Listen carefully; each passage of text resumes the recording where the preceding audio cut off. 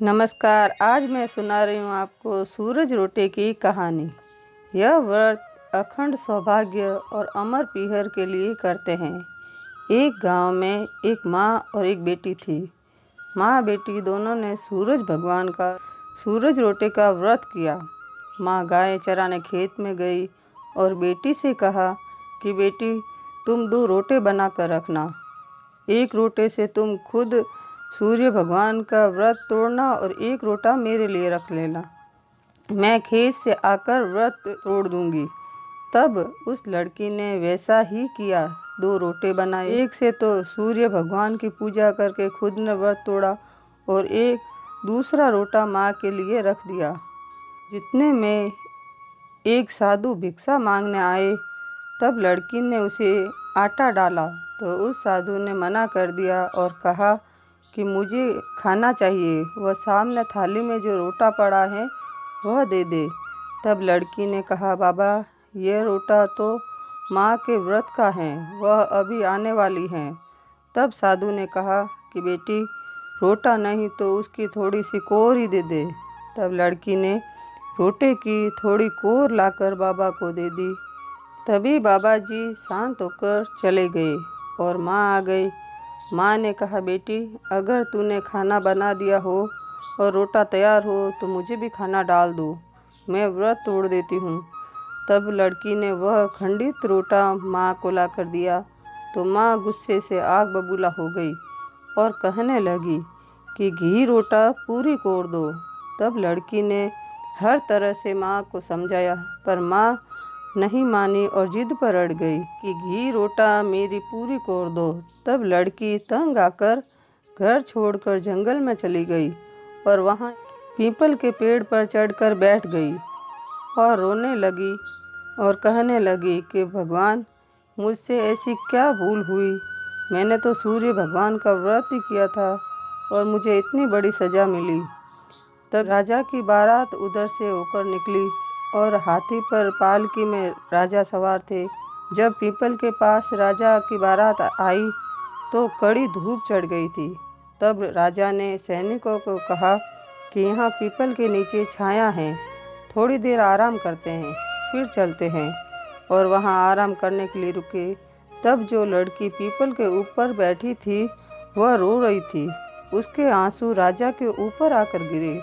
तो राजा ने सोचा कि यह पानी की बूंदें कहाँ से गिर रही हैं। तब सैनिकों से कहा कि बिना बारिश पानी की बूंदें ऊपर से गिरी हैं, तुम ऊपर जाकर देखो कौन है। सैनिकों ने पीपल के पेड़ के ऊपर चढ़कर देखा तो एक लड़की बैठी थी। तभी उस लड़की को राजा के पास लेकर आए। राजा ने उस लड़की को पूछा, कौन हो तुम और यहाँ अकेली पीपल के पेड़ पर क्यों बैठी हो। तब उस लड़की ने अपनी सारी बात बताई और राजा ने उस लड़की पर तरस खाकर उससे विवाह कर लिया। अब वह लड़की महलों में रानी बनकर बड़े ठाट बाट से और आराम से रहने लगी। 9वें महीने रानी के गर्भ से एक सुंदर राजकुमार ने जन्म लिया और ऐसे में 1 वर्ष पूरा हुआ। और फिर चैत्र मास का महीना आया और रानी ने रविवार के दिन सूरज रोटे का व्रत किया और रोटा बनाया। तभी वहाँ राजा आए तो रानी ने शर्म के कारण वह रोटा थाली से ढककर छिपा दिया। रानी ने सोचा कि राजा क्या कहेंगे, इतना घर में पकवान होते से भी यह रोटा क्यों बनाया। और राजा ने रानी को रोटा छिपाते हुए देख लिया और कहने लगे, रानी, तुमने क्या छुपाया। तब रानी ने कहा, कुछ नहीं, यह तो मेरे दुबले पीहर की भेंट है। तब राजा ने कहा, रानी, आज पूरा 1 वर्ष में पहली बार आपके पीहर से कुछ आया है, तो हमें भी देखना है। तब रानी ने थाली खोली और उसमें रोटे की जगह एक सोने का चक्र बन गया। तब राजा आश्चर्यचकित रह गए और कहने लगे, मुझे तुम्हारे पीहर जाना है। रानी अब विचार में पड़ गई कि अब मैं पीहर कहाँ से लाऊं। तभी रानी ने सूर्य भगवान से प्रार्थना की कि हे भगवान, अगर मैंने सच्चे मन से आपका व्रत किया है तो मुझे 1.25 पोर का पीहर दे दो। यह कहती हुई राजा के साथ जाने लगी। तभी उसी पीपल के नीचे पहुँचे जहाँ पर वह लड़की राजा से मिली थी और जाकर देखा तो वहाँ एक नई नगरी बसी हुई थी। और जब राजा और रानी वहाँ पहुँचे, ढोल नगाड़ों के साथ उनका स्वागत किया और तरह तरह के पकवान बनवाए और बड़े ठाट बाट से उन्हें मान सम्मान से रखा। तभी रानी मन में विचार करने लगी, यह तो भगवान की रची हुई माया नगरी है और सवा पौर की है। दूसरा पहर लगते ही यह सब लुप्त हो जाएगा। और यह सोचती हुई रानी ने राजकुमार के पैर में एक बुट लगा दिया और राजकुमार जोर जोर से रोने लगा। तभी रानी ने राजा से कहा कि राजकुमार के पेट में बहुत दर्द हो रहा है और घर चलो।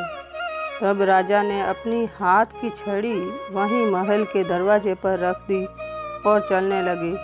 आगे थोड़ी ही दूर पहुँचे, राजा को अपनी छड़ी याद आई और राजा छड़ी लेने वापस ससुराल गए तो वहाँ घना जंगल पड़ा और एक पेड़ पर राजा की छड़ी लटक रही थी। भी राजा अपनी छड़ी लेकर आए और रानी से पूछा कि रानी, तुम्हारे 100 गुनाह माफ़, पर इतना बता दो कि यह सब क्या कौतुक है। तब रानी ने कहा, राजा, आपने तो मुझसे पीपल के नीचे विवाह किया था। आपको तो पता है कि मेरे पीहर में माँ के सिवा और कोई नहीं है।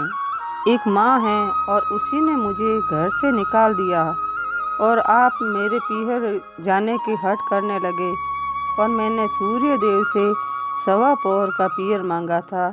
यह सब तो सूर्य भगवान की माया रची हुई थी। अब राजा और रानी राजकुमार के साथ महल में आए। तभी एक मैली कुचली बुढ़िया राजा के दरवाजे पर भीख मांगने आई। तब रानी ने उस बुढ़िया को देखा और उसे देखते ही पहचान गई कि मेरी माँ इस तरह भिखारन बनके भीख मांग रही है। तब सैनिकों से कहकर माँ को घर पर बुलाया और माँ ने अपनी बेटी को देखा तो देखकर फिर वही हट करने लगी, घी रोटा मेरी पूरी कोर दो। अब रानी ने माँ को एक कोठे में डाल दिया और ताला लगा दिया। फिर राजा आए तो कुछ काम से कोठे की चाबी मांगी तो रानी ने 6 कोठों की तो चाबी दे दी पर एक कोठे की नहीं दी। तभी राजा ने रानी से 7वें कोठे की चाबी लेकर दरवाज़ा खोला तो उसके अंदर जो बुढ़िया थी वह सोने का पुतला बन गई। तब राजा ने रानी से पूछा तो रानी ने बताया, यह मेरी माँ है और भूखी प्यासी भीख मांगती हुई भटक रही थी।